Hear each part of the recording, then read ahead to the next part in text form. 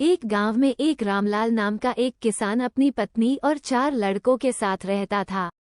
रामलाल खेतों में मेहनत करके अपने परिवार का पेट पालता था, लेकिन उसके चारों लड़के आलसी थे, जो गांव में वैसे ही इधर उधर घूमते रहते थे। एक दिन रामलाल ने अपनी पत्नी से कहा कि अभी तो मैं खेतों में काम कर रहा हूँ, लेकिन मेरे बाद इन लड़कों का क्या होगा? इन्होंने तो कभी मेहनत भी नहीं करी, ये तो कभी खेत में भी नहीं गए। रामलाल की पत्नी ने कहा कि धीरे धीरे ये भी काम करने लगेंगे। समय बीतता गया और रामलाल के लड़के कोई काम नहीं करते थे। एक बार रामलाल बहुत बीमार पड़ गया। वह काफी दिनों तक बीमार ही रहा। उसने अपनी पत्नी को कहा कि वो चारों लड़कों को बुलाकर लाए। उसकी पत्नी चारों लड़कों को बुलाकर लाई। रामलाल ने कहा, लगता है कि अब मैं ज्यादा दिनों तक जिंदा नहीं रहूंगा।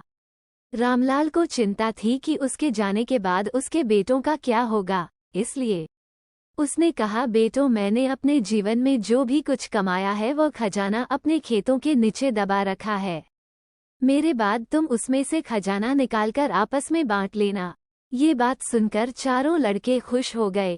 कुछ समय बाद रामलाल की मृत्यु हो गई। रामलाल की मृत्यु के कुछ दिनों बाद उसके लड़के खेत में दबा खजाना निकालने गए। उन्होंने सुबह से लेकर शाम तक सारा खेत खोद दिया, लेकिन उनको कोई भी खजाना नजर नहीं आया। लड़के घर आकर अपनी माँ से बोले, माँ, पिताजी ने हमसे झूठ बोला था, उस खेत में हमें कोई खजाना नहीं मिला। उसकी माँ ने बताया कि तुम्हारे पिताजी ने जीवन में यही घर और खेत ही कमाया है, लेकिन अब तुमने खेत खोद ही दिया है तो उसमें बीज बो दो। इसके बाद लड़कों ने बीज बोए और माँ के कहेनुसार उसमें पानी देते गए। कुछ समय बाद फसल पककर तैयार हो गई, जिसको बेचकर लड़कों को अच्छा मुनाफा हुआ, जिसे लेकर वो अपनी माँ के पास पहुँचे। माँ ने कहा कि तुम्हारी मेहनत ही असली खजाना है, यही तुम्हारे पिताजी तुमको समझाना चाहते थे।